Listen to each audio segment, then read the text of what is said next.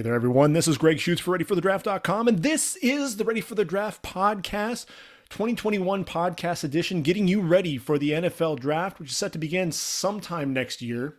Really don't know exactly when the league is going to decide to hold its draft. Normally, it's the end of April, but we do have the Big Ten, the Pac-12, the Mountain West, and the MAC that have all postponed fall sports until at least the winter. Both the Big Ten and the Pac-12 are exploring the possibility of having a season in the winter. And for the MAC and the Mountain West, it's even possible that they could fall into the spring. So what does that do for players who are draft eligible, that want to get ready for the draft? What does that mean for the combine? Combines normally, at the beginning of March, and you have that time for the NFL draft scouts to really start learning these players and really getting to know them. They've already done a lot of the tape study, but really being able to get to know them. What's going to happen there with that bubble? What's going to happen there? Are they going to move it back to May or possibly even June? What does that end up doing for the 2021 season? You don't have as much time to really prep, getting into a lot of the mini camps and then into training camp. Really going to be an interesting scenario to keep an eye on. But in terms of college football is back for the majority of the FBS programs.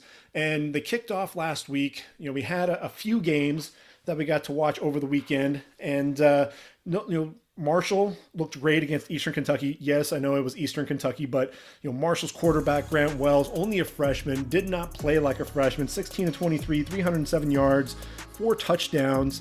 The guy I was really looking forward to watching is Brendan Knox. Didn't really get as many carries as I was expecting. He still had 85 yards and a touchdown. This guy, his game is really about getting north and south, getting physical between the tackles, has a burst, but doesn't have that home run ability. Really want to see what he can do laterally. I think that's really going to step up his game. Also see if he can catch the football out of the backfield a little bit.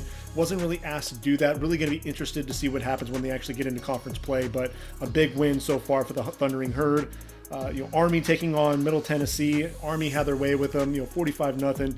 The Red Raiders, the Blue Raiders, they're not red, they're blue, really had a tough time with, Army trying to stop that, that option that they have, the triple option look.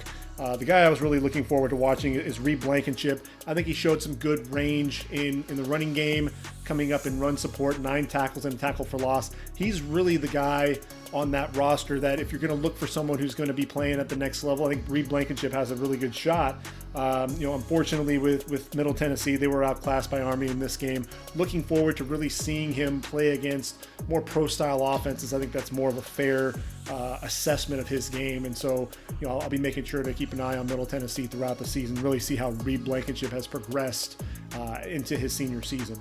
SMU, Texas State, really a good game here. 31-24, the Mustangs come out on top. Shane Buechele, kind of up and down. He showed off some really good arm strength going down the field. He's not a guy who's really known for the arm strength, but I think the ball placement more than anything else did show, the ability to push the ball down the field. But ball placement is key for him, throwing with anticipation. Made some ill-advised throws, and I think that got him into trouble a little bit there. Reggie Roberson really looks like he's back. 6 receptions, 99 yards, and a touchdown there. Danny Gray, the speedster, he's the guy to keep an eye out for. A junior college transfer, a track guy. He's someone to really keep an eye on. Richard McBride, the middle linebacker, the guy who's was an Auburn, big, Under Armour All-American, had the neck injury, actually, thought that his career was over, ultimately was allowed, and cleared to playing for SMU. He looked like, there were some false steps, especially in coverage, but a guy who is one of the leaders on that defense, racks up a lot of tackles. He's another guy to keep an eye on. But Texas State, I'll tell you what, Brady McBride is a quarterback to keep an eye out for as we move forward. Jake Spavital, a guy who's known for developing offenses. McBride, a kid who made some ill-advised throws on the move, but he reminds you of Johnny Manziel, with whom Jake Spavital was at Texas A&M. And, I think Brady McBride is really going to be a lot of fun. I think the Bobcats are going to enjoy having him, but they're going to have to take the good with the bad. A little bit of heartburn there, but, definitely an exciting player. And then Jeremiah Haydell, their receiver, just 4 catches for 37 yards, but everyone's talking about that touchdown. Looked just like Odell Beckham Jr. extending over his head in the end zone on a fade. One-handed catch, falls down in the end zone. Brilliant catch. Unfortunately, the Bobcats come up just a little bit short. And then the Memphis game against Arkansas State. Kenneth Gainwell, one of the most prolific backs, last season. A guy who was one of the best running backs out of the backfield catching the football. Unfortunately, he's had 4 relatives die due to COVID-19, so he opted out of the 2020 season. And really, they phrased it not so much that he's getting prepared for the NFL draft, more so that he's just opting out due to the COVID reason. So there's a chance that Kenneth Gainwell, who is 3 years removed from his senior year of high school, so he does have the opportunity to enter the draft. But I think in that case, could very well be a top 5 running back, but that could put him into day 2 conversation. So I think for him, he has a chance, if he comes back, plays in 2021 in a Memphis Tiger uniform, he has a chance to be the number 1 running back taken in the 2022 draft. But with Memphis, obviously Demonte Cokes, he's the guy that you really want to watch out there. I thought, the blocking, was a little bit, to be desired there. But a guy who's big, he's physical, does a really good job adjusting to the back shoulder throw. That's one of the things that he and Brady White are known for. And then Sean Dykes, he's only 6'2", 224 pounds, looks like a buffed up receiver, but this was a guy who was attacking the seam all game long, 10 catches, 137 yards, and a couple of touchdowns. He's someone to watch throughout the season. And then the matchup that I wanted to watch when Memphis was on defense was Jonathan Adams against TJ Carter. And that one was a fun one to really watch. Jonathan Adams, big physical wideout, uses his arms to, his size to his advantage, uses those long arms for stiff arms. But TJ Carter really locked him up pretty well. He did have 6 catches for 65 yards, but really never had that big play to get things going there for the Red Wolves. So that was really the matchup that I wanted to watch. But I'll tell you what, we're talking about defense and my top 10s with defense. And Forrest Merrill is a guy who's just outside my top 10 as of now. But I'll tell you what, watching him in this game, the 6'1", 338-pound senior was very physical at the point of attack, stout against double teams, would stand up the center at the point of attack and then able to shed off the block and get after the running back. He's a big physical dude in the middle of that defense. And, having 7 tackles, to go along with a tackle for loss. This is someone who I think is very active, very disruptive in the middle, and I think he has a good chance to move into my top 10 defensive tackles when it's all said and done. And then BYU Navy. BYU blowing out the midshipmen. Ken Niumatalolo didn't really have much of an answer there for Kalani Sitake's BYU Cougars. This is one of the best teams, if not the best team that Kalani Sitake's put together. They came out very well prepared. I think their season's really riding on Zach Wilson's health. If Zach Wilson can stay healthy, that's really where they were at a season ago. And it's not so much how BYU starts, it's how they finish. You remember they beat USC, but they kind of faltered down the stretch.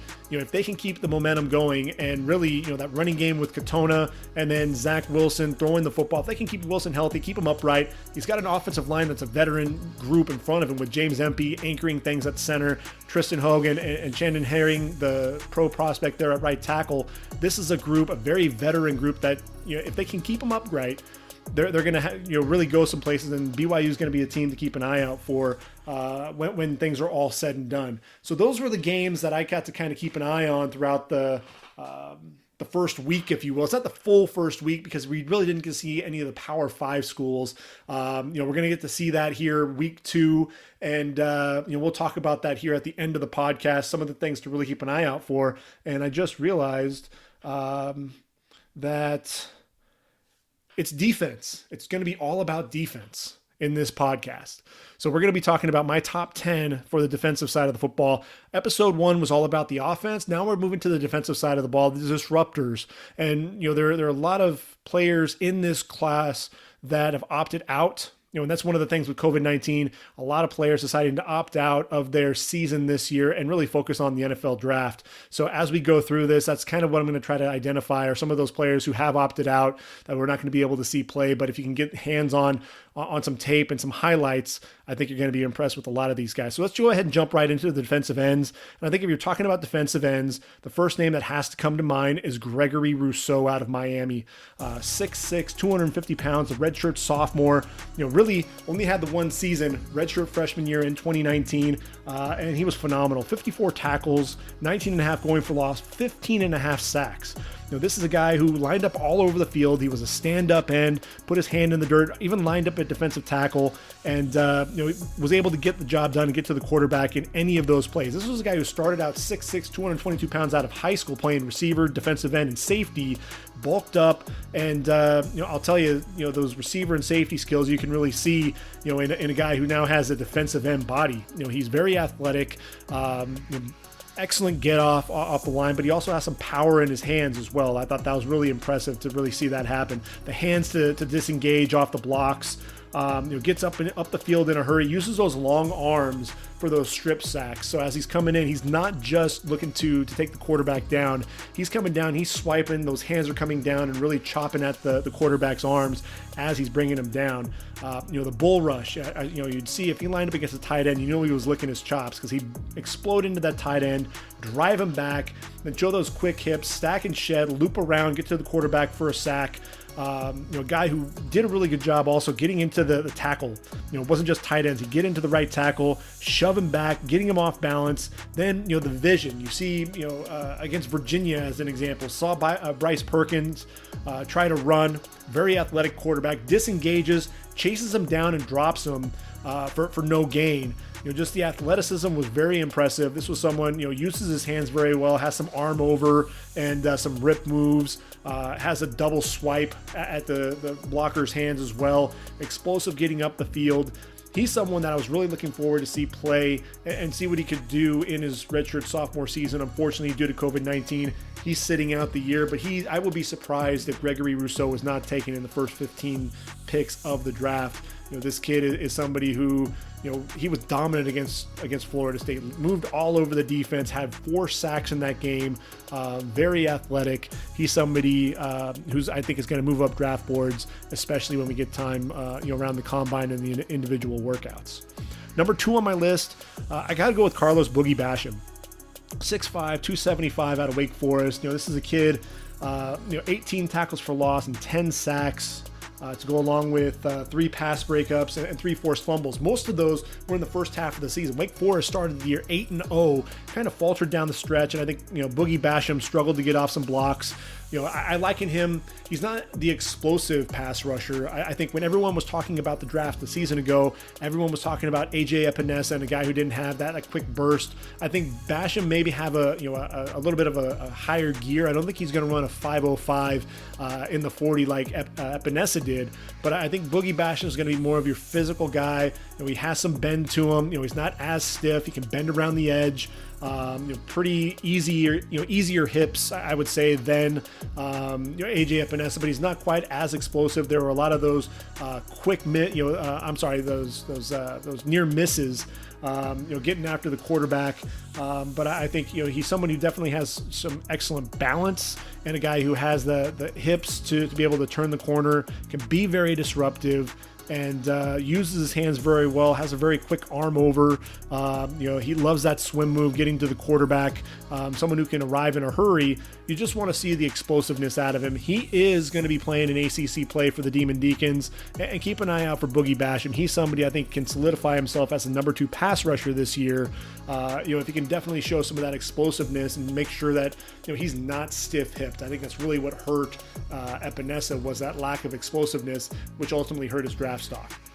Number 3 on my list, Patrick Jones. Patrick Jones II out of Pittsburgh, 6'5", 260 pounds. I'll tell you what, Pittsburgh, you're talking about a defensive line. They've got quite a few guys that we'll be talking about here. But Patrick Jones, look, a season ago, 11 tackles for loss, 8.5 sacks. This is someone who has a really good get off the line, able to dip that inside shoulder and turn the corner, flatten it out to the quarterback for a sack. Did a really good job identifying, all right, if the right tackle is flat-footed, he's able to take that inside path to the quarterback with just a quick arm over, looks to dip the inside shoulder whenever possible. But what I really like about him is when he gets even with the quarterback, he's going to work back inside with a quick change of direction, that hands usage to get off the block and get to the quarterback in a hurry. You see him, against Miami, he flattened out to the quarterback, actually ran by the quarterback. I think it was N'Kosi Perry, able to plant, change direction quickly, and get back for the sack. Against North Carolina, there was a screen to his side, able to chase Michael Carter, who himself is a pro prospect, chase him all the way to the sideline. Very athletic, has a nice motor. That's something that you really want to see. Also shows some power. 6'5", 260 pounds, against Delaware, showed a really nice long arm, extended that right arm into the right tackle's shoulder, drove him up the field, able to then disengage and come through with a quick arm over, got to the quarterback, stepping up in the pocket, really threw that right tackle back with one hand, so he showed some nice power in his game as well. He's somebody to definitely keep an eye on. After that, Kwity Paye out of Michigan, 6'4", 277 pounds. Look, 12.5 tackles for loss, 6.5 sacks to go with 50 total tackles. He's got a really nice move where he takes a step to the outside, gets that offensive tackle leaning, then crosses their face and gets back inside. Used that against Iowa on Alaric Jackson. Got him really leaning, crossed his face, got back inside, used a quick rip move and a burst to close in on Nate Stanley for a sack. Also lined up inside, was able to get under the center pad level, bull rush back into the lap of the quarterback, then disengage and get the sack. This is someone I think for a guy his size, he's got pretty good ankle flexion, bending and running the arc. Uses his right hand to control the left arm of the offensive tackle, then swipe and bend around for the sack as well. Pitches down on run plays, shoots his hand into the offensive tackle, keeps those feet moving, able to keep that inside arm free and wrap up the running back as well. And look, once he gets those hands on you, you're going down. This guy is a pretty powerful individual. Against Indiana, came down the line, hit Stevie Scott, big physical running back, and forced a fumble that Michigan was able to recover.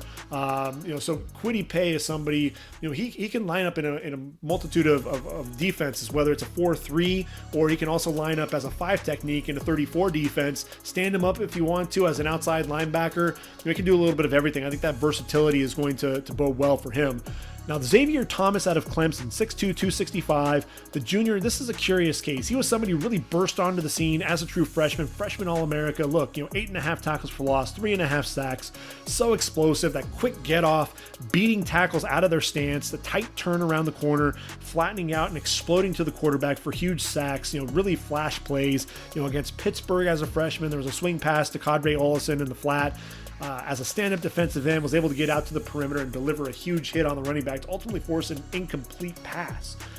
Later on, in kick cover, was able to drop the kickoff returner at the 11-yard line. Very explosive. Backside pursuit, chasing down running backs, has a nice two-hand swipe, and then getting up the field in a hurry. What he does really well is when he gets even with that quarterback, plant, get back inside of the tackle to bring down the quarterback. But you wanted to see more from him in 2019. He missed a couple of games, played in just 12 games, and 8 tackles for loss, just 1.5 sacks. Really platooned a little bit with Logan Rudolph and others at the defensive end position. This is a year for me. I want to see if Xavier Thomas really wants to be in that upper echelon of pass rushers in this year's draft. He's really going to have a big year. He's not somebody that can just flash. There are other guys that are in this crop that can end up passing him up on the list. Aiden Hutchinson out of Michigan, 6'6", 278 pounds, the junior, 10 tackles for loss, 3.5 sacks to go with 69 tackles. Very, very active. That's one of the things that I loved watching this guy play is you pair him up with Kwity Paye, who was a little bit more of the athletic guy, and they were really fun to watch. And Michigan, very stout up front. They're known with Don Brown's defense to be an explosive team, and that's something that you saw time and time again. And I look at this guy, and he reminds me a lot of Aaron Smith. Played for Pittsburgh, came out of Northern Colorado. It was a 4th round pick of the Steelers who drafted him 109th overall in the 1999 draft. 6'5", 298 pounds. Finished his career with 44 sacks, but really, was known just as a 5 technique and was a stalwart there, and was he was just a guy who just came out and played and played his tail off for the Steelers for a number of years. And I look at Aiden Hutchinson, not quite as big as Aaron Smith, but somebody who definitely plays the same way, plays like his hair's on fire, plays with excellent effort. The two-hand swipe is something that you see from him, attacking those offensive tackles' hands. Those two-hand swipe, very powerful, then a quick rip, and he's by them and getting after the quarterback. Bends around a little bit, but you see the excellent effort. Even if he misses the quarterback, he's going to continue to work. Quarterback tries to step up, he's going to continue working, continue trying to get to that quarterback, and eventually he's going to get there and bring that quarterback down. So, if the back end of that defense, has that coverage sack, this is someone who's going to always end up, finding a way to get home and get to the quarterback. Against Maryland, pursue backside down the line to the sideline to chase down the running back as well. Against Alabama, there was a screen pass to Devontae Smith. He tracked him down 9 yards down the field to bring him down. So excellent effort out of him. He's somebody to keep an eye on. I think there's an ascending prospect there. Somebody that nobody's really talking about is Jaquan Bailey out of Iowa State, 6'2", 255 pounds. This is a guy who, just a year removed from having an 8-sack season, 14 and a half sacks. He has 18 sacks in his career for the Cyclones, but just played in 3 games in 2019, bit by the injury bug. He's back for his redshirt senior season. Athletic pass rusher, definitely does a good job bending and around the edge. But the vision is one of the things that you definitely see. There was a jet sweep against OU, and the Sooners running that jet sweep. He gets up the field, beating the pulling center, Creed Humphrey, who himself is a pro prospect for this year's draft, able to bring down the receiver for a 3-yard loss. The speed off the edge. He was beating the left tackle Bobby Evans, who's now for the Rams, probably going to end up replacing Andrew Whitworth whenever he decides to call it a career. But Jaquan Bailey, definitely an athletic guy, excellent hands, slapping the left tackle's hands, and uses a good rip move, then can flatten out, chase down the quarterback. He attacks half a man. He's not going to sit there and play the guy head up. He's really attacking that outside shoulder of his man, and oftentimes if he gets the guy leaning, he's going to try to shoot inside. Maybe not be, he's not as athletic as some of the top tier pass rushers, but he's still somebody to keep an eye on in some of those middle rounds. Tulane's Patrick Johnson, 6'3", 250 pounds, another guy who you really want to see move up some draft boards. 2018 was a breakout year for him, 14 tackles for loss, 10 sacks. Production dropped off quite a bit in 2019, just 4 sacks, 8.5 tackles for loss.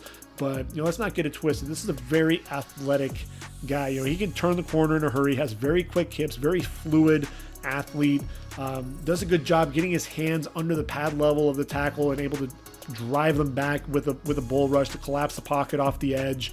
The notes that I have, it pretty much talks about some of the power, and then it talks about his ability to turn the corner with some good hips and flattening out in a hurry.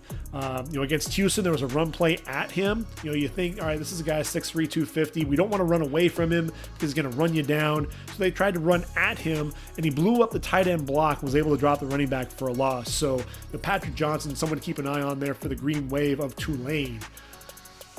Rashad Weaver, Pittsburgh's number 17. I think everyone forgot about this guy. 6'5", 270 pounds. He was known as the pass rusher there for the Pittsburgh Panthers. And 2018 was a breakout year for him. 47 tackles, 14 going for loss, 6.5 sacks. And then he gets hit by the injury bug in 2019. He's back for his senior year, and this is someone who does a really good job with his hands. He extends those arms into the chest of the right tackle and then uses a rip as he's turning the corner to get by. He's another guy who has that relentless motor. Against Notre Dame, he was pursuing Ian Book, tried to escape, showed that he was able to stop, start, close on the quarterback, and get to him for a sack. Another guy, when he gets even with the quarterback getting up the field, he has this patented spin move. And it's one of those things, it's such a quick and tight spin move that the offensive tackles oftentimes don't have much time to really react and slide with him. So he's able to get back inside. And if that quarterback is stepping up in the pocket, Rashad Weaver is getting there to make a play. If nothing else, he's going to get hit on the quarterback as he's trying to throw the football. I'm hoping that Rashad Weaver fully recover from the injury. He's somebody to keep an eye out there for Pittsburgh. Then you go to the Pac-12. Thomas Booker, obviously won't be playing in the fall. Hopefully he'll be getting to play as early as the winter for the Stanford Cardinal. As a sophomore, really kind of had a breakout season, 50 tackles, showed that he was very productive, very active at the defensive end position, 8.5 tackles for loss, 4 sacks. He's really playing a 5 technique there and showed some pass rush ability. Someone who can definitely get up the field, tackles for loss, in the run game for sure. Against Oregon State, did a really good job reading a quick slant, got his hand up to knock the football down. He's somebody that, I think was poised for a breakout season here in 2020 and is kind of robbed of that because of COVID-19. However, I'm really hoping that the Pac-12 can play prior to the draft, because this is someone who I'm expecting to have a breakout year and could very well move up draft boards very quickly. A couple of other names to talk about at the defensive end position. I've got William Bradley King. He was at Arkansas State. He's transferred to Baylor for a senior season, 6'4", 248 pounds. At Arkansas State, all he did, 24 tackles for loss, 14.5 sacks, including 8.5 a season ago. He's going to be really the guy for Baylor. Baylor, look, they lost James Lynch, their all-time leading sack artist. They needed somebody who's going to put pressure out on the quarterback in Big 12 play, getting after the likes of Spencer Sanders and Spencer Rattler. And this is going to be somebody, if Baylor really wants to challenge for that Big 12 title, William Bradley King is going to have a huge year. And then going to the FCS programs, FCS canceled their season for 2020. But Romeo McKnight of Illinois State, 6'5", 260 pounds, the Iowa transfer, had 2 years of knee injuries for the Hawkeyes, comes in, and I'll tell you, 2019 was truly a breakout year for him. 64 tackles, very active guy, 16.5 tackles for loss, 12 sacks.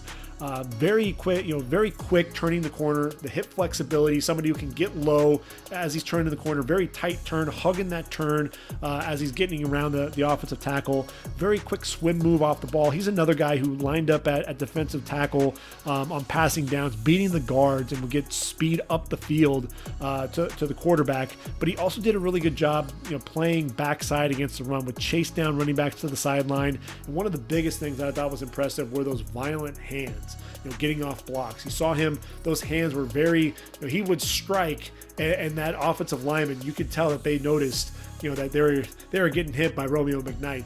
He's somebody for me that, he's got excellent size. I think he can play, in a multitude of positions, and he's somebody who I think is going to move up draft boards. He's probably sitting there in the 4th, 5th round range right now, but somebody who I think could definitely move up, especially as you get into some of those individual workouts. Will the FCS play in the winter or spring? That's still to be determined, but if we are seeing them take the field, he's somebody to definitely keep an eye out for.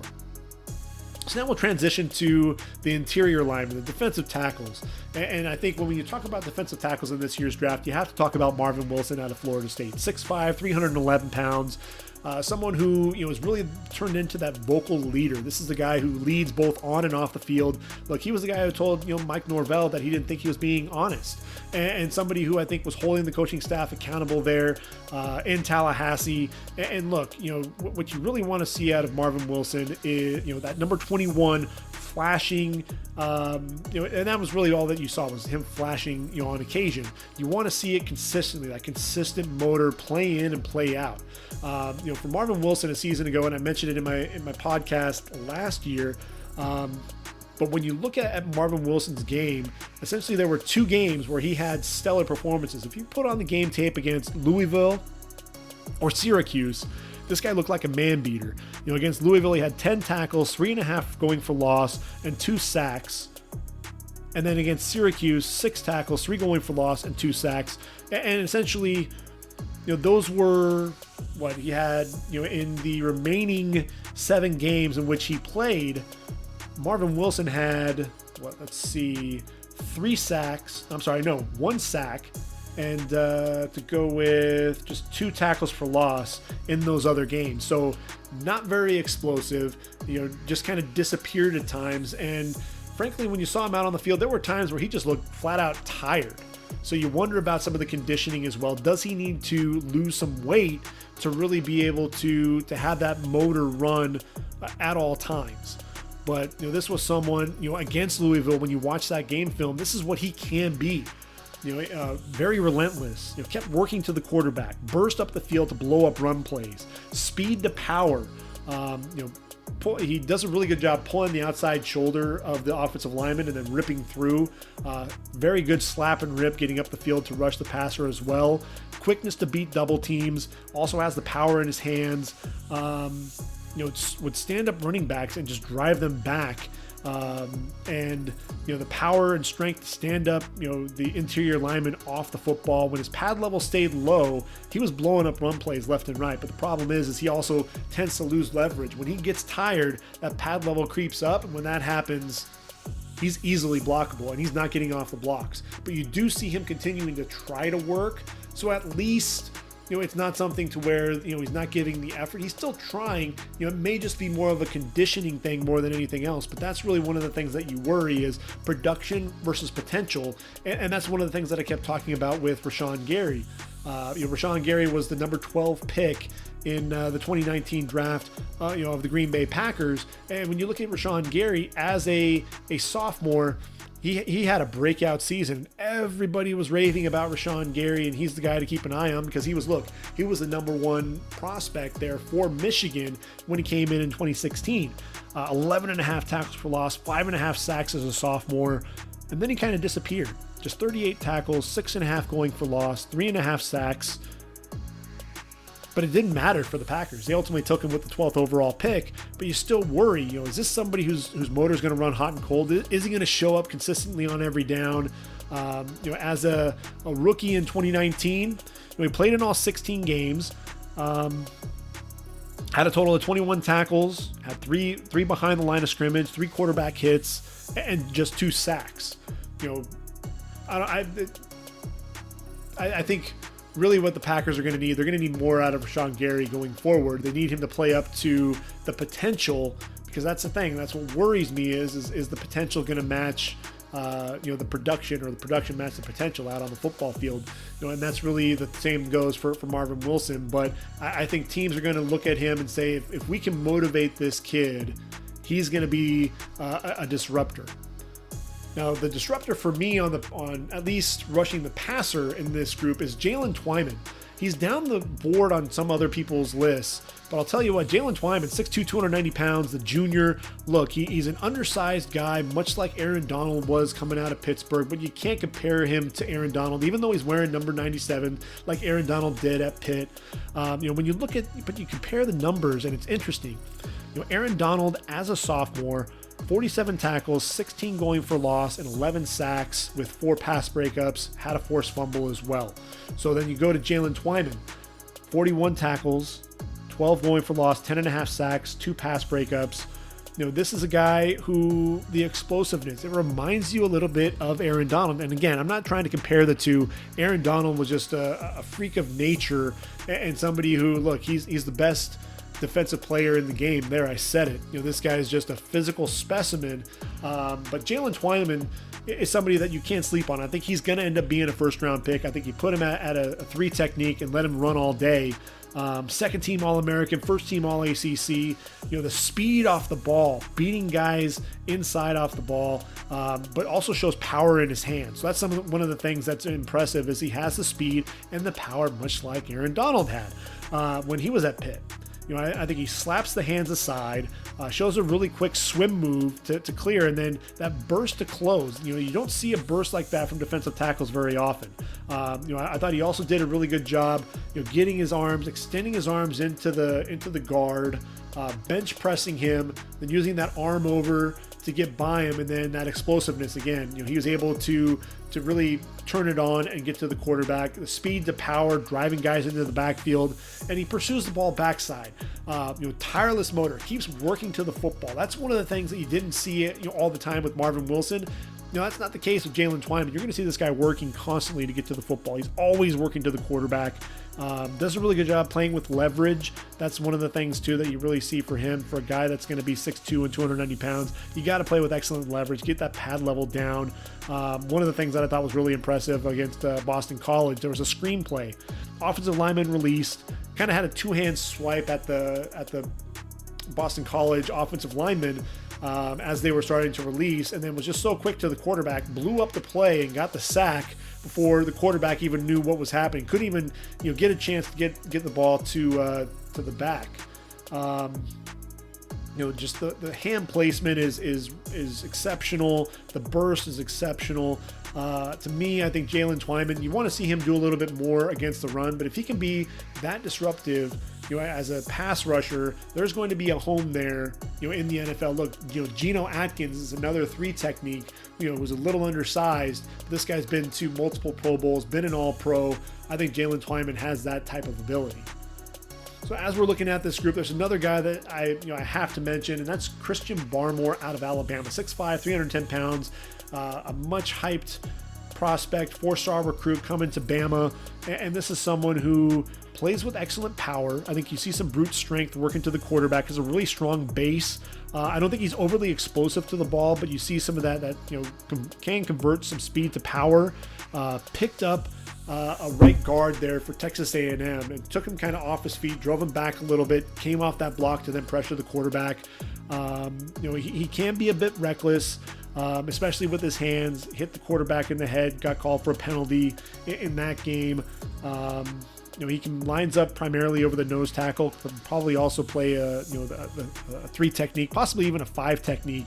This guy's a tremendous athlete, 6'5", 310. He, just the measurables remind you a little bit of Javon Kinlaw. I'm going to be curious to see if that explosiveness is really what you're going to see from him. I didn't think he was that explosive, in the last couple of seasons, a little bit that we've gotten to see from him. I want to see that. When he fires off the ball, what I really love about him is that low pad level. He keeps that low pad level and really fires into his man and keeps that pad level, low, wins with leverage, excellent hand usage as well. And somebody who I think is going to really be, if Alabama is going to win the SEC, they're going to have a huge year out of Christian Barmore.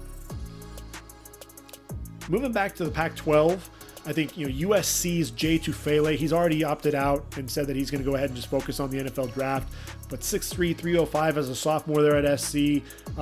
This was someone who was very explosive. He saw the arm over at the line, showed a quick burst, closes in a hurry. I think you see the grip strength if you watch the Utah game, able to grab a hold of Tyler Huntley, the quarterback, and pull him down. Does a really good job keeping outside contain. Gets off the block and able to ultimately bring a running back down, trying to get to the outside. Very active hands. I think that's one of the things that you really talk about with a lot of these guys is, the active hands, the ability to slap the offensive lineman's hands away. Very quick, violent hands, though. I think that's one of the things that's really impressive off of him. Against Oregon, going up against one-on-one against Penei Sewell, fired low off the ball, kind of looping around. And Sewell kind of forced him to the ground, but he kept working under the tackle and ultimately ended up bringing down Justin Herbert. As a freshman against Utah, picked up a strip sack, took off 48 yards, and showed some very nimble feet. This is a big dude, 6'3", 305, and he did not look like a 305-pounder taking the ball, to the house. I think Jay Tufele, an athlete, you want to see some power out of him, but I think that athleticism is definitely there. It's rare for a guy his size, and he's somebody who's going to be in that first-round conversation as well. We've gotten through about 4 or 5 guys, and we haven't mentioned Tyler Shelvin out of LSU. 6'3", 346 pounds. He's somebody to really keep an eye out for. In coming into last season, had only played in 4 games for the Tigers. He's somebody who just eats up a lot of space. He's a big physical nose tackle, a guy who's going to eat up blocks. He's going to engulf multiple blockers and ultimately allow those linebackers to make plays. I don't see him being a Dontari Pope type. There are some people that are talking about him possibly in the top 20 picks. I don't see that. I think he has a chance to be a first rounder as somebody who's going to be that force in the middle. But we'll see what happens this year. If he does play, then he's going to be somebody who could definitely improve his draft stock if he can show some athleticism. Levi Onwuzurike of Washington, 6'3", 293, a kid, 16 tackles for loss, 7 sacks in his career, showed some pass rush ability on the inside, definitely athletic, shows off some power. I think some of that power gets a little negated by a high pad level. Sometimes they get a little bit too upright, easily blocked at that point. When he stays low and keeps that pad level low and fires off the ball, this guy can be very explosive, very disruptive because of that athleticism. Showcases some power as well to drive his man back. But if he's standing upright, then he's basically a sitting duck at that point. He's got to keep that pad level low, and I think that's why I don't have him as high on my board as some other people, because I want to really see this guy be consistently winning the leverage battle there against the offensive lineman before I can really put him up on the list. Now Tadarius Slayton there for Florida, 6'5", 342 pounds, a big man. And this is a guy who I think has a chance to just become a beast there in SEC play. We've been talking about Tyler Shelvin, but I think Slayton has a chance to be that big nose tackle that everybody's looking for. He has the power to hold the point versus double teams, uses his hands very well to shed the block and get up the field or get after the running back and make a play on the ball. Does a really good job keeping his feet moving against the double team while holding his ground as well. Plays with excellent leverage. He's one of those guys, he stays low before he fires out of his stance. He's low in his stance, and I think that kind of helps him, for a guy his size, to really fire off the ball and win with leverage. I think that's really the biggest thing. You see his wingspan that allows him to be disruptive as well. That push up the middle is something that you're definitely going to see. He gets his hands up, knocks passes down, big physical player. He's somebody to watch out for there in the SEC. LeBrian Ray, I'm hoping that he can get back to full health in 2018 as a reserve. 39 tackles, 6 going for loss, 2.5 sacks, only played in 3 games in 2019. He's somebody that I think, opposite Christian Barmore, is someone who really is going to have a breakout season for them. 6'5", 292 pounds. He's somebody who's kind of one of those tweener guys. I think based on ability, he could end up being a day 2 pick, but I think really the injuries, he's going to have to show that he's recovered from those. Dante Stills, the Stills brothers at West Virginia. You've got Darius and Dante Stills, both very athletic. I think Dante Stills is the better pro prospect, 6'3", 295 pounds, 14 going for loss, 8 sacks a season ago. His brother Darius is a nose tackle. You see him shooting the double team, very violent hands, very disruptive, a guy who shows some pass rush ability as well from the interior of the line. I think another big year from him in Big 12 play, and we can see Dante Stills moving up draft boards. Mustafa Johnson out of Colorado, this is a guy who really burst onto the scene in 2018 as a sophomore. 52 tackles, 15.5 going for loss, 7.5 sacks, but got hit with the injury bug a little bit, only played in 8 games, just 4.5 sacks on the year. But this is a guy who has an excellent motor, uses his hands, allows him to keep working to the quarterback, quick burst to beat tackles off the snap, because he did play some 3 technique as well. Also does a really good job taking his man up the field, then shoving him to get off balance and shoots back inside to get to the quarterback. Someone who I think needs to have a bounce back season, show everyone that he is 100%. And if he can return to his 2018 form, I think we'll be talking about Mustafa Johnson moving up some draft boards as well. Quinton Bohanna out of Kentucky, 6'4", 357 pounds. Man, this draft is going to have a lot of big defensive tackles. Quinton Bohanna is someone to really keep an eye out for Kentucky. Kentucky produces a lot of productive defensive linemen, and Bohanna, he's a big dude. He's going to eat up a lot of space. Not much of a pass rusher, but a guy who can definitely be stout against the run. Someone to keep an eye on there for some of the middle rounds for the draft as well. So we've taken care of the line up front. We're going to go ahead and kick outside to the outside backers.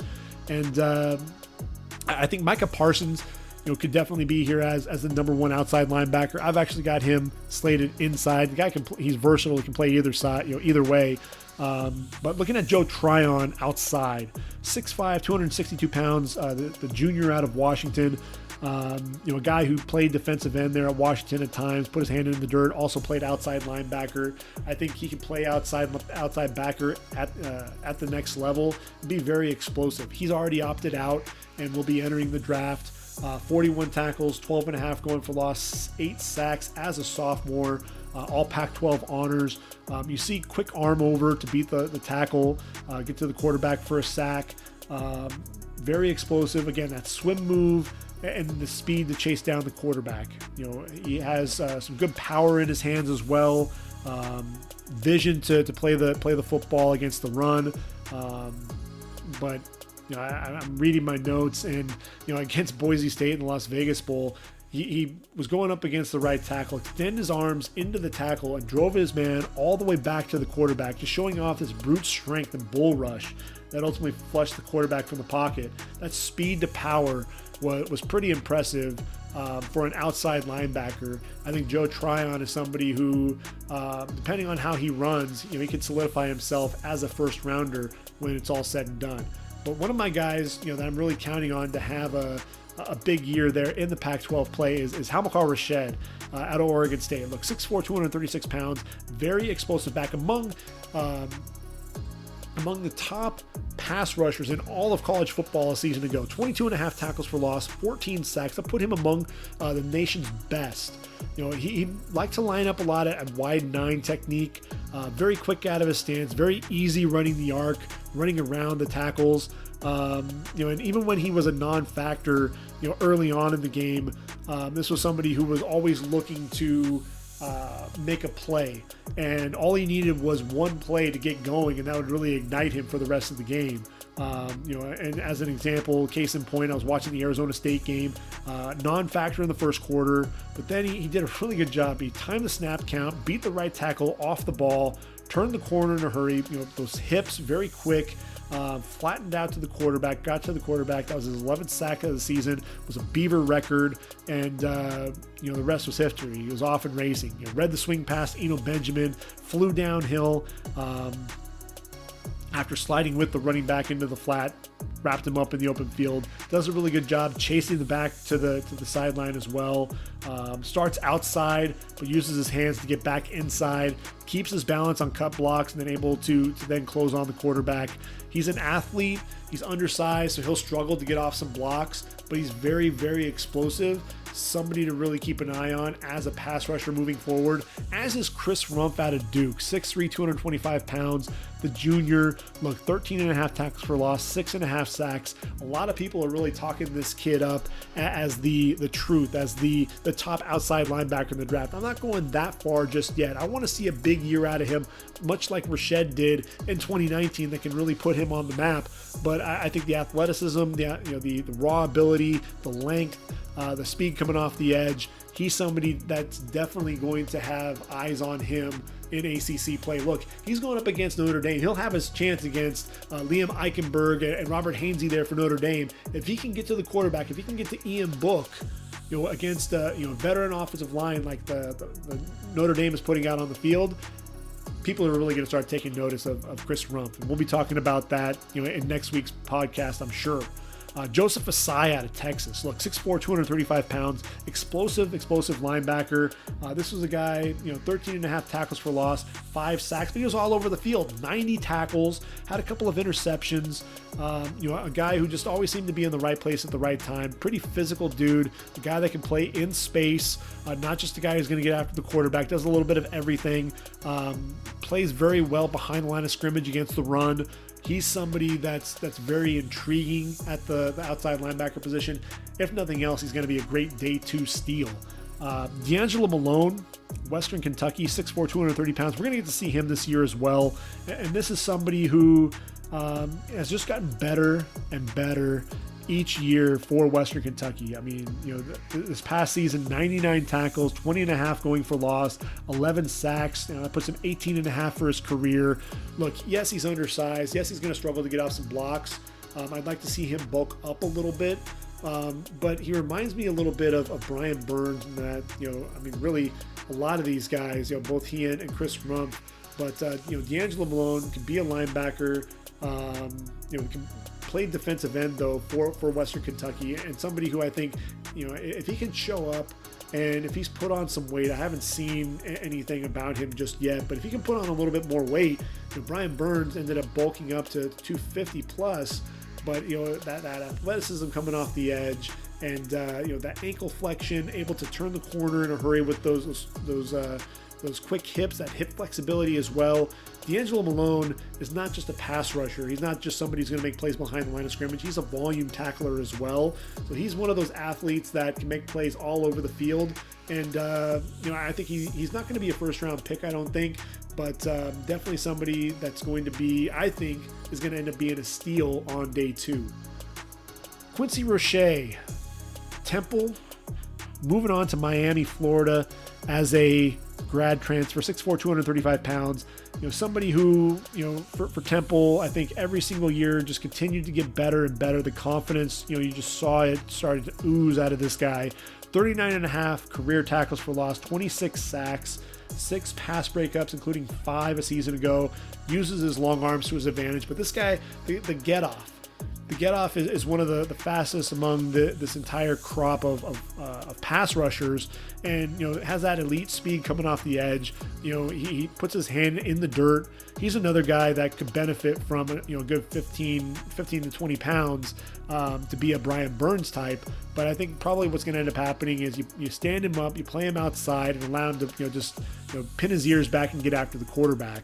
He's a fun guy to watch. It'll be interesting to see him now in ACC play, moving from the American Athletic Conference to the ACC. Going to be interesting to see what he can do against the likes of Trevor Lawrence and Clemson and some of the other teams there in the ACC. Baron Browning out of Ohio State, 6'3", 248 pounds. He was somebody who was kind of the fourth linebacker, if you will, for the Buckeyes. But he's going to get a starting role this year. And, this is this line, the linebacking crew of Pete Werner and Tuff Borland and Baron Browning, that's going to be one of the best linebacking cores in the country. Baron Browning has some pretty good instincts, can get after the quarterback, makes plays behind the line of scrimmage. Look, when you have your fourth linebacker make 43 tackles, 11 behind the line with 5 sacks, a guy who can make plays sideline to sideline, can drop into coverage a little bit as well. He's somebody who I think, the versatility is something that surprises people. He's not just the guy who's going to rush the passer. He can make plays in the running game and in coverage. Going back to the Pac-12, kid out of Utah, Devin Lloyd, 6'3", 235 pounds. This junior was very explosive for the Utes. 11 tackles for loss, 6.5 sacks, 91 tackles. Look, he took an interception, 64 yards for a touchdown this past season. Wasn't much of a factor as a freshman. Only played in 3 games, but as a sophomore, man, this guy was playing with his hair on fire, and somebody who I think you've got to just keep an eye out for Devin Lloyd. He's another guy, if he can put together, continue to develop some of those pass rush skills. He's a little bit lean, uses that speed to his advantage, pretty good hand usage, attacks the lineman's hands as he's turning the corner. But I want to see him develop a little bit more power to his game. And if he can do that, then I think he's going to really open some eyes. I think the last couple of guys, we got a couple of 6'7" guys here at the bottom of my list. Here in the top 10, Charles Snowden out of Virginia and Ellerson Smith out of northern Iowa. Now, Charles Snowden, 6'7", 240 pounds, a guy that, you look at the wingspan, you look at his ability to run, 20.5 career tackles for loss, had a couple of interceptions in 2018. This is, again, a very athletic dude, has tremendous length, repeatedly collapsed the pocket against Clemson, when they played in the ACC championship. A guy, though, who I think struggled to get off blocks at times because of his size, that pad level. If he was rushing the quarterback, he struggled at times with that, but has the speed to get to the perimeter against the run, uses his length to set the edge as well. That blitz, like I said, coming off the edge, can use that length to his advantage at times to really get off blocks, really extend his arms into that tackle's chest plate and really extend it into the body and make sure that that offensive lineman's not getting hands on him. When you use that length, if he can really develop a nice long arm, extend those arms into that offensive tackle and shove him aside and then get to that quarterback, he has the explosiveness to get there. It's just he's one of those guys that worries me a little bit with the pad level at times. And against Virginia Tech, man, he got fooled on this zone read. Gave chase for a few yards before realizing that the quarterback had pulled it for a 34-yard touchdown. So he actually chased down the running back and then ultimately had to turn and look that, and I got fooled. I think some of that awareness is another thing that worries me just a little bit. I thought,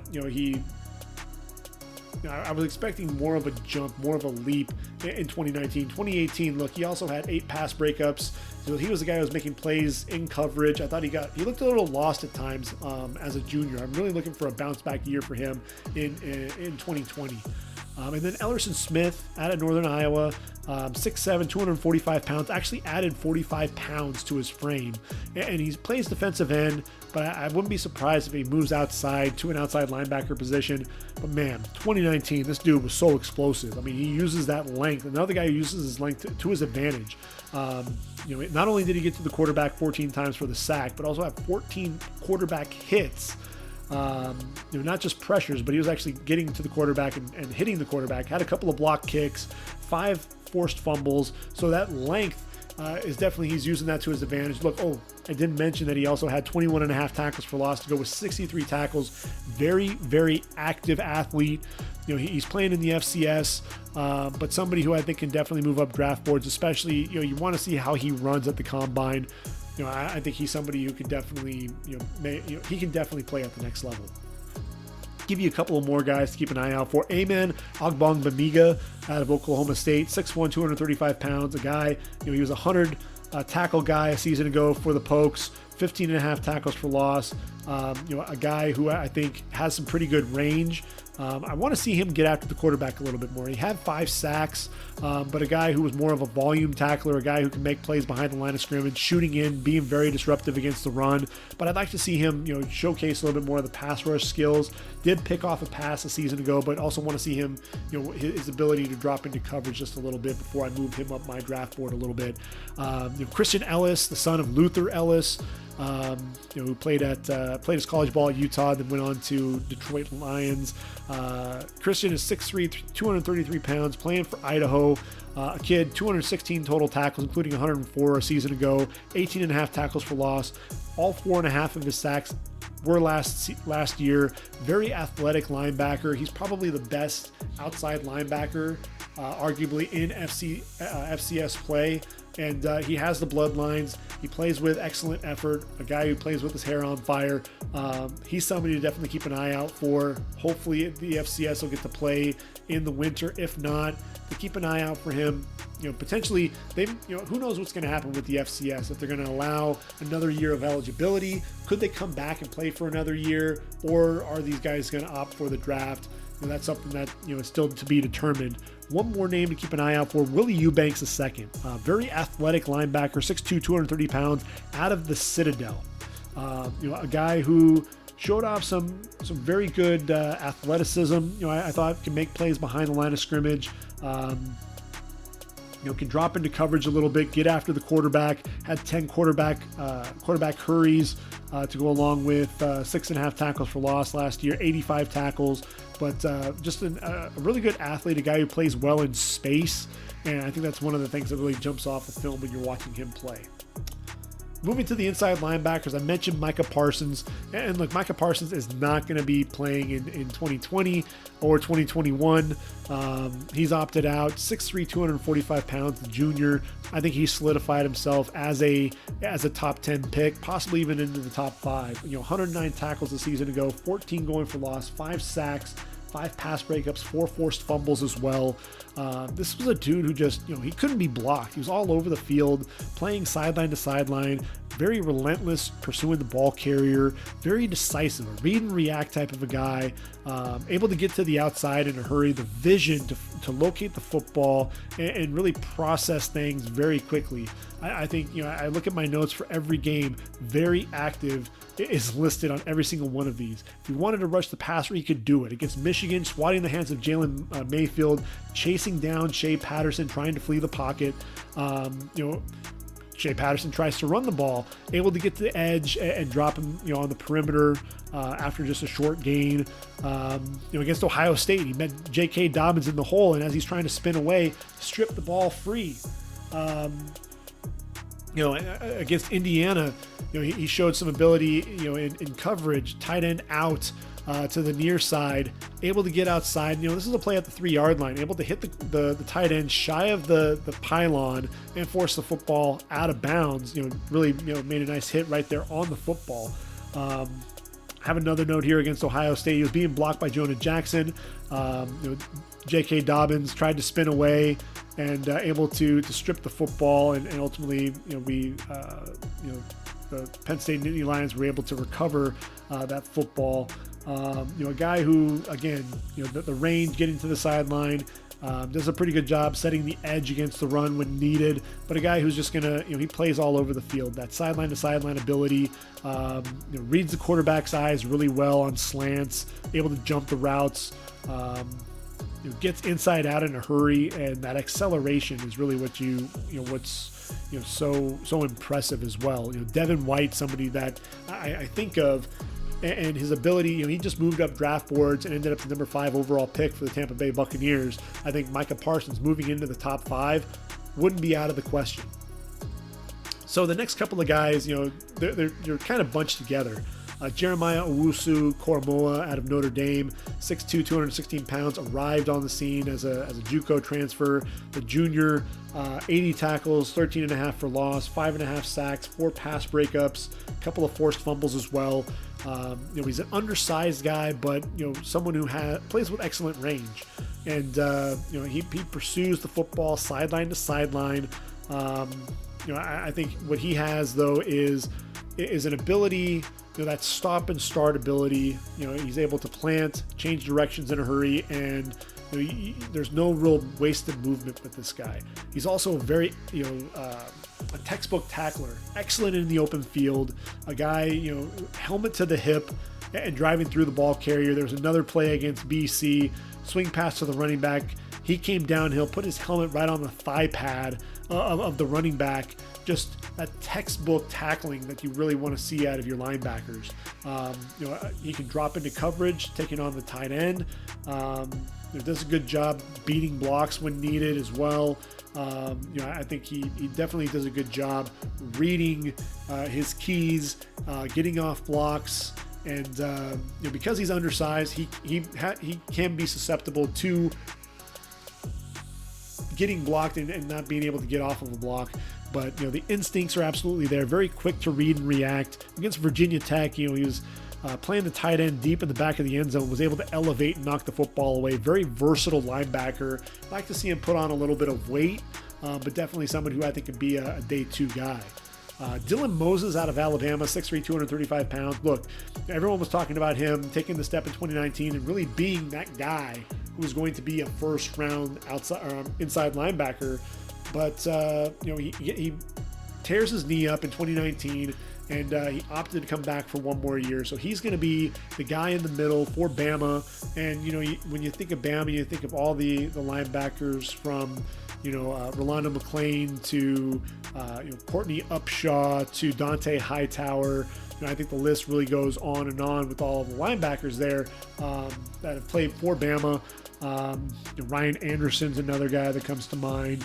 And Dylan Moses, I think he was well on his way to being a first-round linebacker, but I think he really has to prove that he's back from that knee, that he is 100%. And I think as a sophomore, he had a good season. I don't think it was a great season. 86 tackles, 10 coming for loss, 3.5 sacks. He's somebody to me that I think he has to prove things a little bit, in order for me to really say, yes, this is going to be somebody who can potentially be a first-round pick. I think right now I've got him slotted in day 2 until he can really show me something.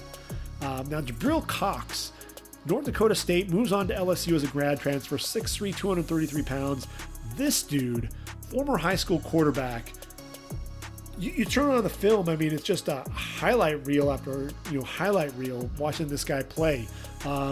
His ability dropping into coverage, does an excellent job reading the quarterback's eyes, undercutting, outbreaking routes. This is a guy who returned 2 picks, 4 touchdowns. In 2018, had 4 interceptions, 18 total pass breakups in his career. Also can get after the quarterback, 14 sacks, 32 tackles for loss, 258 total tackles. A guy who has excellent range, just flies around to the football, but I think it's those eyes and coverage. Against South Dakota, read the quarterback eyes. It really allowed him to take him to the football and made a pick over the middle. And then against Delaware, undercut another route for a pick 6. In that same game, also showed the ability to blitz off the edge and get to the quarterback for a sack. Tremendous athlete, and when you're talking about LSU, you're talking about the Patrick Queens, you're talking about the Devin Whites, the Duke Rileys. There's so many LSU linebackers, and it's going to be fun to see what Jabril Cox can do. Dave Aranda is not there at LSU, and so that's going to be interesting to see what can be done there. But I think Jabril Cox, if he has a big year at LSU, much like Patrick Queen, he could find himself in round number 1. Now, Chaz Surratt out of North Carolina is an interesting kid. Started his career with the Tar Heels as a quarterback, which is pretty crazy. As a freshman, he completed 58.5% of his passes, just over 1,300 yards, 8 touchdowns, 3 interceptions on the year. In 2018, played in just 1 game. Decided, I'm going to go ahead and move over to the defensive side of the football and playing inside backer. Man, this kid was all over the field. Moves well laterally. He's just a tremendous athlete. Trusts his eyes. That's one of the things that I can definitely say. When he drops into coverage, does a good job reading the quarterback. I thought his ability to blitz, and get after the quarterback a little bit, running through running back blocks on the edge to get to the quarterback. But look, volume tackler, 115 tackles. 15 coming behind the line of scrimmage, 6.5 sacks. I think his ability, his quarterback play, much like Jabril Cox, I think that really helps them as linebackers to diagnose plays quickly, read those keys, and react. And he already knows what the quarterback's thinking oftentimes when he gets under center, when he's in shotgun, surveying the field. And so he's able to make some of those plays. He's another ascending prospect. He's only going to get better. I think we're just scratching the surface of what Chaz Surratt can do. Ernest Jones out of South Carolina, 6'2", 235 pounds, the junior. Nobody's really talking about this kid, but look, his emergence put T.J. Brunson on the bench, and T.J. Brunson was no slouch at backer. He was an all-SEC linebacker. This is a kid who has excellent range inside out, instinctive, can drop into coverage a little bit as well, has 5 pass breakups in 2019, 97 tackles. A guy who, again, is just going to continue to get better and better. Somebody to really keep an eye out there, for the Gamecocks. Pete Werner, I mentioned him earlier, out of Ohio State, 6'3", 239 pounds, a very versatile guy. This is someone who can play the run, can drop into coverage a little bit. He is one of those guys, he needs to watch himself. He wants to keep his eyes in the backfield, and when he does that, he's gotten beaten on more than one occasion. When he played against Michigan, tight end ran by him up the seam for 41 yards. But he's just a good football player, man. A guy who's just going to make plays all over the field. Can make plays behind the line of scrimmage. Not much of a pass rusher, but a guy who, again, is going to play in space. He's going to drop into coverage for you, and just a smart football player. Very intelligent player at that. Monty Rice out of Georgia, 6'1", 235 pounds. A lot of people thought he was going to come out after the 2019 season, but he opted to come back. And this is somebody who, for me, is a team captain for the Bulldogs. A guy who can blitz, get after the quarterback. But somebody, if you watch that SEC championship against LSU, He blitzed, got downhill, but wasn't able to drop Joe Burrow, who ultimately took off for 18 yards. Wrapped up Clyde Edwards-Helaire later on in the game in space, but got dragged for another 4 yards. To me, he's somebody who can be very active. He's around the football, can make some plays, but I'd like to see him get a little bit stronger, be a little bit more physical. I think he's athletic. He can shoot gaps, make plays, against the run. But I want to see him, elevate his game, be a little bit more dynamic of a player, make more of those wow plays, especially behind the line of scrimmage. He's only has 6.5 tackles for loss and 1 sack in his career at Georgia. And he's somebody, he only played in 8 games as a freshman, 9 as a sophomore. I think for him now is going to be the time for him to really turn it on if he's going to be anything more than a mid-round pick.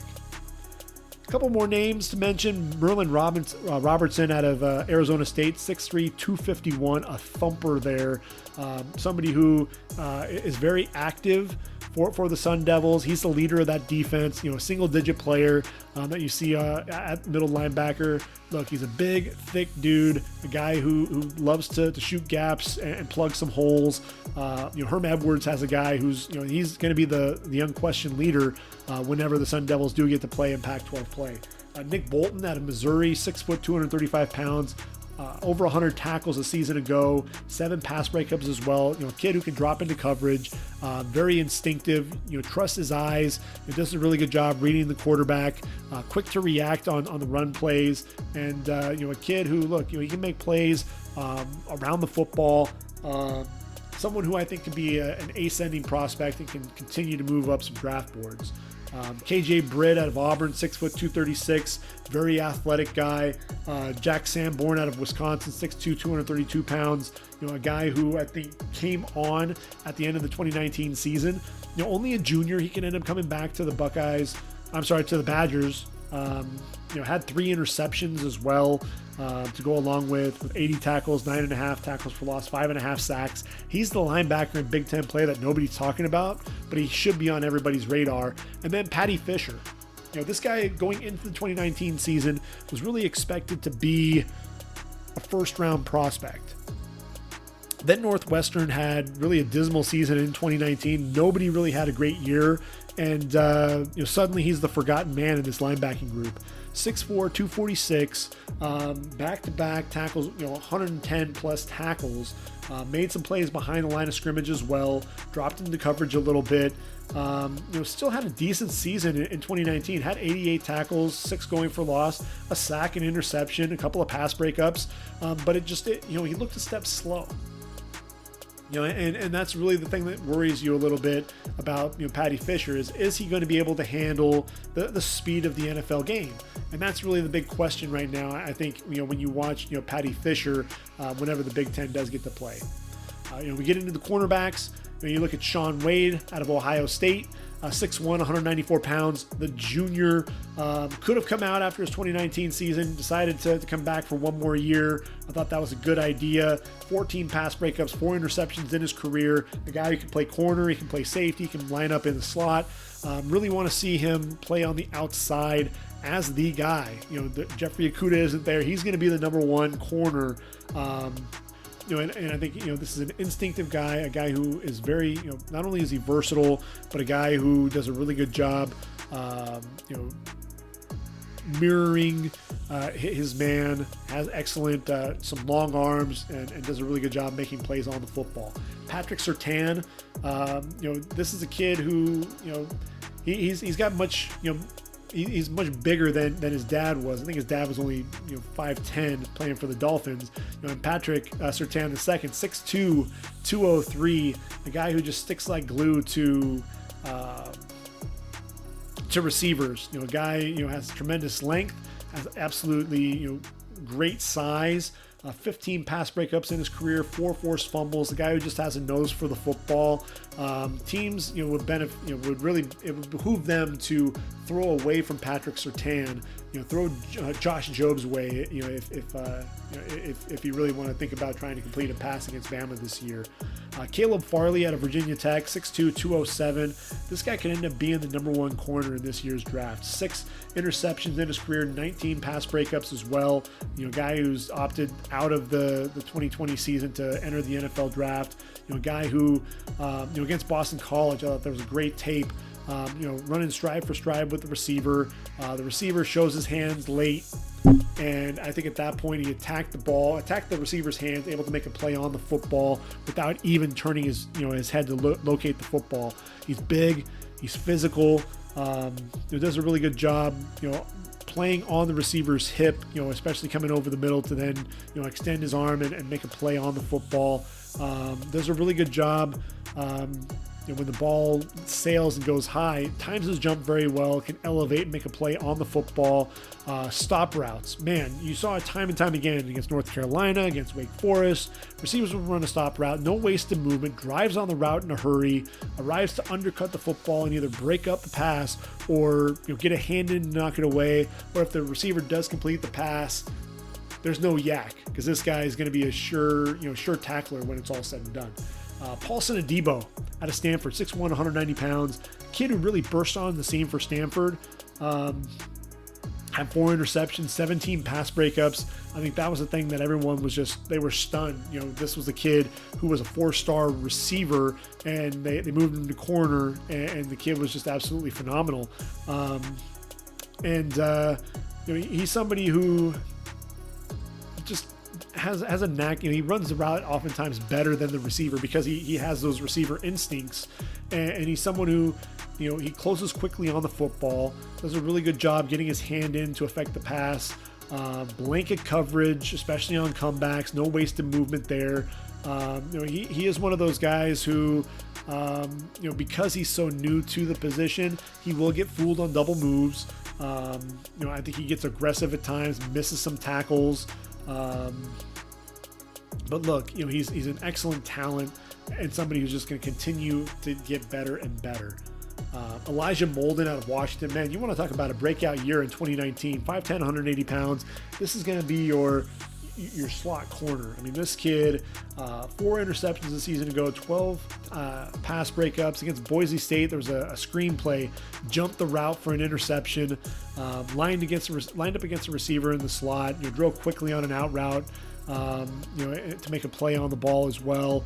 A kid who just has tremendous instincts, a tremendous burst. And he plays bigger than his size. I think that's really the big thing that you see out of Elijah Molden. South Carolina has a duo of corners. You have J.C. Horn, 6'1", 200 pounds out of the junior. He's really the guy to me that has 17 pass breakups, been a little bit more productive than Israel Mukuamu, the 6'4". Very rare that you see a corner who's 6'4", 205. This is a guy who I thought was impressive against T. Higgins, did a really good job attacking his hands, going up with the receiver to make a play on the football. But this is also someone who, take the good with the bad when you're watching Mukuamu. Against Higgins later on, bit on a post on this post corner. It was really crazy. He really went to the inside, and then the receiver was wide open back outside on the corner, and he was so far out of position. It was a big play there by Higgins. Tried to force Justin Ross out on press coverage, but Ross reestablished himself, ultimately able to haul in a pass for 30 yards. It gets a little bit handsy at times, so you worry about that a little bit, but you're definitely someone who can make a play on the football. 4 interceptions this past season. Now, J.C. Horn, I think, is a better, more technically sound corner, a guy who, he's big, has good size, and reminds you, when you watch him play, to me, I think a little bit more of Patrick Surtain in his game. He's somebody that I think is going to surprise people in 2020. After that, you got Eric Stokes out of Georgia, big corner, 6'1", 185 pounds, very quick, athletic guy. 2 undersized corners in Asante Samuel Jr., much like his dad, a guy who can make plays on the football, 23 career pass breakups, 5'10", 180 pounds. Diamador Lenore out of Oregon, 5'11", 202. Another guy who I think can be a slot corner, can be that nickel at the next level. And then Marco Wilson out of Florida. This is a kid who I think is going to take his game, elevate his game in 2020. He's going to be the guy there on the outside for the Florida Gators, and someone who definitely has the athleticism, can attack the football at the catch point, can do a really good job, elevating, but he needs to be a little bit more consistent. And when you look at this cornerback position, there are a bunch of other guys. Coney Durr out of Minnesota, Thomas Graham out of Oregon, Darian Kendrick out of Clemson, Chase Lucas of Arizona State, Tyson Campbell of Georgia, Josh Jobe of Alabama, KJ Sales out of South Florida. You played at North Carolina, moved to South Florida. He's the kid that people aren't talking about, but someone to keep an eye out for the USF Bulls. DiCaprio Bootle may be the best name in all of college football. 21 pass breakups. Unfortunately, no picks, so you kind of worry about the big playability. Mike Hampton of South Florida, looking to redeem himself in 2020. He had a great 2018 campaign. I thought, the tape really messed with him a little bit there in 2019. He's looking to redeem himself. Ambry Thomas out of Michigan, he's opted out. He's not going to be playing, but this is a guy, a veteran presence there for Michigan. I think he's somebody who has a chance to be a day 2 pick. And if you're looking at a couple of FCS guys, Cordell Jackson out of Austin P, 5'11", 163 pounds, 25 pass breakups, 10 interceptions in his career. Robert Rochelle out of Central Arkansas, 6'2", 176. I think that's actually who North Dakota State is playing later on in this season. But someone who had 10 interceptions to his credit as well. Someone who has the length to compete with some of the NFL receivers, 35 pass breakups as well. And then Devin Taylor of Illinois State, 6'1", 200, another guy with excellent size, and someone who can definitely make plays on the football. So those are our corners, which takes us to our safeties. And that's going to be the last part of our defense. And Javon Holland has to be the guy first and foremost. 6'1", 196 pounds, out of Oregon. As a sophomore, man, this guy did a little bit of everything. 4 interceptions, took one of those for the house, had another 4 pass breakups, 66 tackles, and then as a kick returner, punt returner extraordinaire. This was a guy who was, had 15.3 yards per punt return for the Ducks. Very explosive player, a guy who can play over the top, has excellent ball skills. Some people look at his tape and say, no, this guy's a player. He's a player on the back end, can get up there, on the line of scrimmage when needed, has excellent range over the top. Another guy who has excellent range is Trevon Moehrig out of TCU, 6'2", 203, excellent size, 4 interceptions, 11 pass breakups. This is a guy, who has excellent cover skills as a safety. That's something that really jumps off the tape for you. He's somebody that's going to be in the conversation for the top safety, as is Andre Sisco, another guy who plays well over the top, plays well in space, 6', 203, very instinctive safety, 12 interceptions, including 7 as a true freshman. His freshman All-American season, 14 pass breakups. This is a kid who just has tremendous ball skills. I think that's one of the things that jumps off the film when you watch him play. Caden Stern, 6'1", 205, had a tremendous freshman year, freshman All-American year, bit by the injury bug, played in only 9 games in 2019. He's the leader of that secondary, unquestioned leader of the secondary for the Texas Longhorns. He needs to have a bounce back year if he's going to be mentioned in the conversation. There's so many safeties at the top of this list who are really breathing down his neck. Jacoby Stevens out of LSU, 6 foot, 228 pounds. He may end up having to move to outside linebacker to really get time out on the field. Look, this is a converted receiver. He played wide receiver as a freshman in 2017. All he does in 2019, man, he made all kinds of plays. He had 92 tackles, had 5 sacks, 3 interceptions, 6 pass breakups.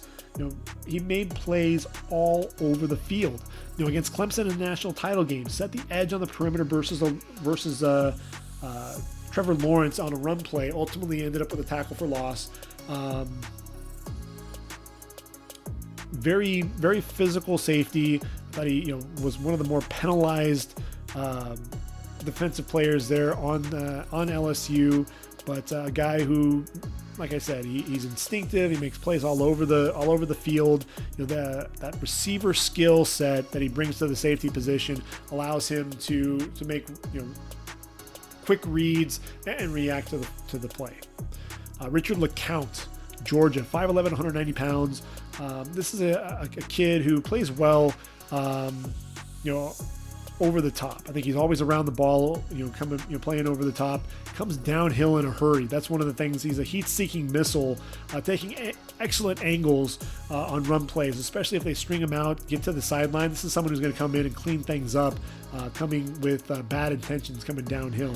And shoot through off the edge to the running back in the backfield. Able to show some cover skills as well on outbreaking routes, can cover them stride for stride. Did a really good job.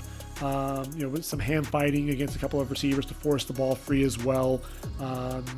In the box, can come up and make some plays on the football as well. He's somebody to keep an eye out there, eye for Georgia. Georgia, look, you got Tyson Campbell, you got Eric Stokes, and you've got Richard LeCount, one of the best groups in the secondary in the nation. USC's got a pretty good safety as well. Talanoa Hufanga, 6'1", 220 pounds, 90 tackles despite only playing in 10 games, 7.5 tackles for loss, 3.5 sacks. This is a guy who, he had a couple of double-digit tackle games, and he just flies around to the football with reckless abandon. He doesn't really care about his body. He's going to arrive at the football. He's going to make some plays. He's going to be all around the football all the time. But this was someone who injured, I think it was his right shoulder first, and then ultimately injures his left shoulder, trying to compensate for the injury or what have you. But a guy who just really sacrifices his body. The biggest concern that I have for him, frankly, is he going to be able to keep himself healthy when it's all said and done? Florida's Sean Davis, hopefully, will be completely healthy. Didn't play much in 2017, 2018. Had a nice rebound year there in 2019. Looking forward to a strong senior season. Hamza Nasruddin out of Florida. Florida State, 6'4", 215 pounds, excellent length. In the last 2 seasons, 192 tackles. So definitely some range over the top, excellent length. Can attack the football a little bit. Does a really good job with his length. Gets quite a few forced fumbles there on the outside. He's someone to watch there in ACC play. I'll give you a few more names. Richie Grant out of UCF. In the American Athletic Conference, 6', 194 pounds, had 6 interceptions, among the nation's leaders in 2018. Also had 108 tackles on the year as well. In 2019, made some more plays behind the line of scrimmage, had 4 tackles for loss to go along with 8 pass breakups.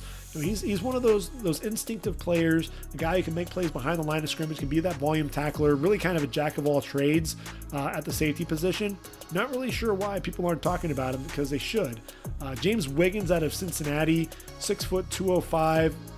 His 2019 junior season was gone, but he's back there for the Bearcats, and somebody who, he's big, he's physical, comes with bad intentions, and can make plays on the football. Ashari Crosswell out of Arizona State, 6 foot, 196 pounds. Another guy who has tremendous ball skills. 6 interceptions, 19 pass breakups. Had 3 forced fumbles in 2019 as well. He's somebody over the top for Arizona State, especially when you have a guy like Chase Lucas playing corner. I think Ashari Crosswell could be poised for a breakout season in his junior year. Greg Eisworth out of Iowa State, 6 foot, 198. Not the best athlete in the world, but he makes up for incredible instincts. Knifes downhill, volume tackler, makes a lot of plays on the football. Paris Ford out of Pittsburgh. Look, 6 foot, 190 pounds, 10 starts this past season, 86 tackles, 11 pass breakups, 3 forced fumbles. Was the leading tackler at the safety position as well. Very active, a big hitter, strong safety. He's somebody who is active. You want to have somebody with some physicality. Also had 3 interceptions, so he has some decent ball skills as well. Paris Ford, somebody to watch coming into 2020 as well. Pittsburgh's going to have a loaded defense, man. It'll be interesting to watch them play in ACC play. And I'll give you a couple of FCS guys to talk about a little bit. Brandon Easterling out of Dayton, 6 foot, 203, 6 interceptions in 2019. A guy who makes plays on the football. Look, he also had 140 tackles. So a volume tackler there for the Dayton Flyers. Very active safety. A guy who, I would be surprised if he wasn't invited to the combine. And then D'Angelo Amos out of James Madison, 6'1", 184 pounds. Another guy who is very athletic, can make some plays all over the field, but really it's known for his punt return ability. 76 punt returns, 5 of those returned for touchdown, 16.6 yards per punt return as well. So somebody who could definitely find his way onto a roster as a returner. And so that he's another name to keep an eye out for, D'Angelo Amos. So those are not only my top 10, but some additional guys to keep an eye out for on the defensive side of the football in 2020, and hopefully, the winner of 2021 as well. So looking at Saturday, September 12th. So, the full slate of games, it's really incredible, looking at the list, when you don't have all, every team playing, because the SEC is waiting until the end of September before they start their league play.